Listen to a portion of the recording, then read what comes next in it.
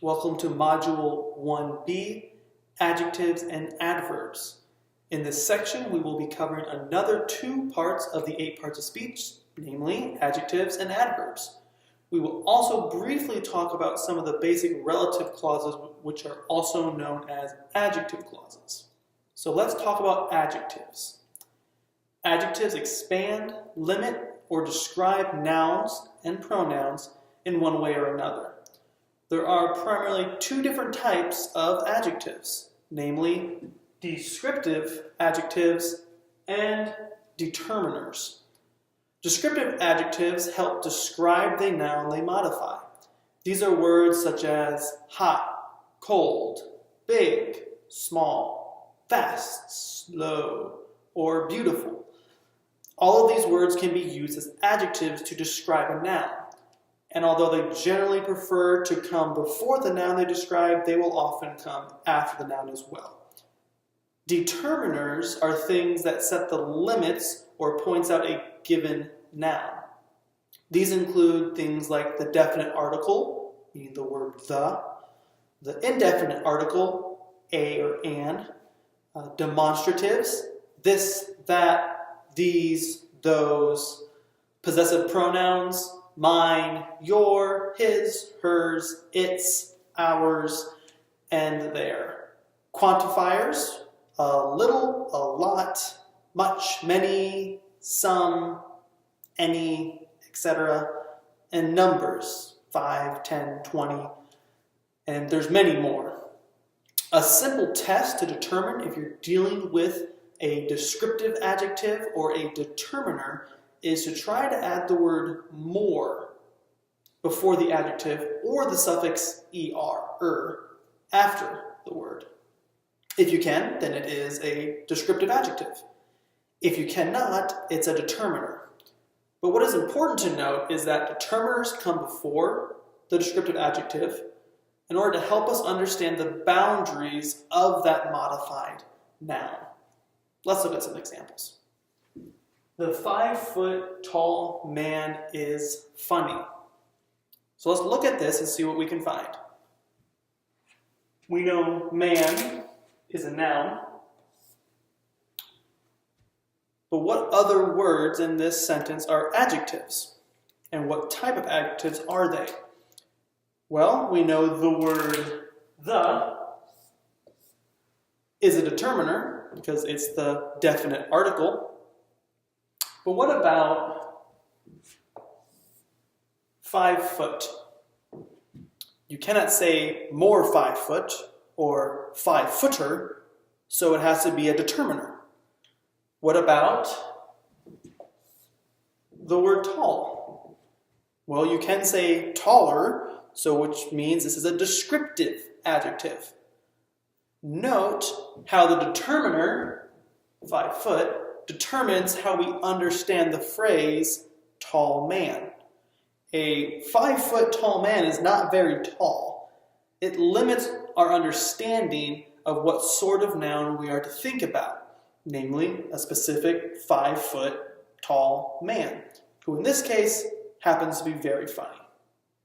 Let's talk about adverbs. Adverbs also modify words similar to how adjectives do, but while adjectives modify and describe nouns, adverbs modify verbs, adjectives, and other adverbs. Most adverbs describe verbs in one of the following ways.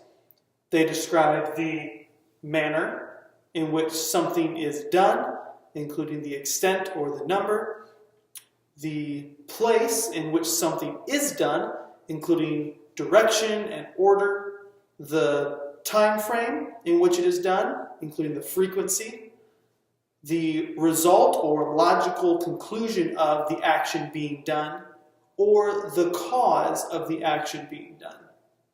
Also note, not is an adverb, but it's in its own classification. It's purely negative of whatever the verb or whatever the modified word is. Adverbs that modify adjectives or other adverbs are called qualifiers and generally come right before the adjective or adverb they modify to either strengthen it or weaken it. Qualifiers are words like really, slightly, very, and hardly. These can be used to qualify or describe the limits of a given adjective or adverb. So let's look at some examples. He was slightly smarter. She ran very fast. And he was really tall. Note how all these qualifiers describe to what extent the adjective or adverb modifies the noun. Looking at the first one, slightly smarter means he was smarter, but only by a little bit. Likewise, she ran very fast means we need to understand her fastness was greater than the average. Or lastly here, he was really tall. We're no longer talking about the 5-foot tall man, but a really tall man. Now let's look at relative clauses, also known as adjective clauses. These are used to describe a noun by using a whole clause.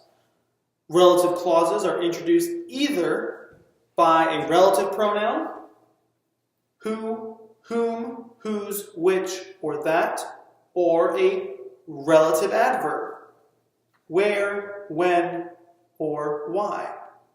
So let's look at some examples of these. The man who walks his dog every day finally spoke to me. Note the phrase, who walks his dog every day, functions like an adjective to describe something about the man.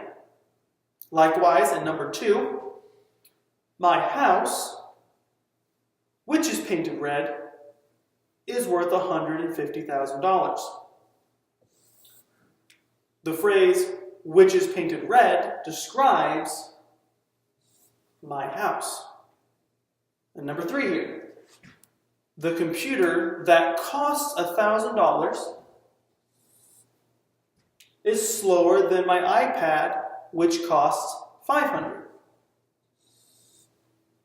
Note there's 2 relative clauses here modifying 2 different nouns.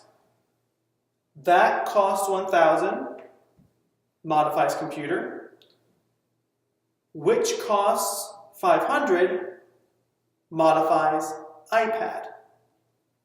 And lastly, the church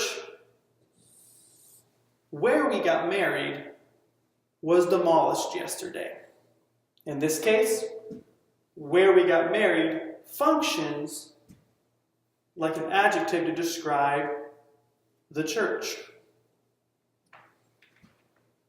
It must also be noted that the relative pronouns who, whom, and whose are used to talk about people, but that and which are used to talk about things or ideas. Similar to the pronouns he or her refer to people, and it refers to things. So these are pronouns that function to introduce a relative clause that describes a noun similar to how adjectives describe nouns. Let's put this all together.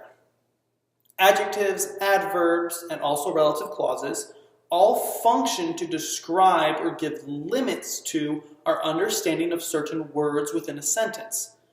Being able to understand and use these parts of speech properly will aid in your ability to clearly communicate in English. There are a few questions you want to ask when you're doing so, however. These are: 1, is it necessary information? 2, is the information you give, is it clear enough for people to understand? And 3, is it distracting from your primary point? You can go on and on and on about information and descriptions which can distract you from the main point of what you're actually trying to describe. So using these can make your communication clear and also can become a distraction. So learning to use appropriate descriptions is key to communicating effectively. I hope this short video on adverbs and adjectives has been very informative and helpful for you. If you do have any questions, feel free to put some comments below. And as always, have a great day.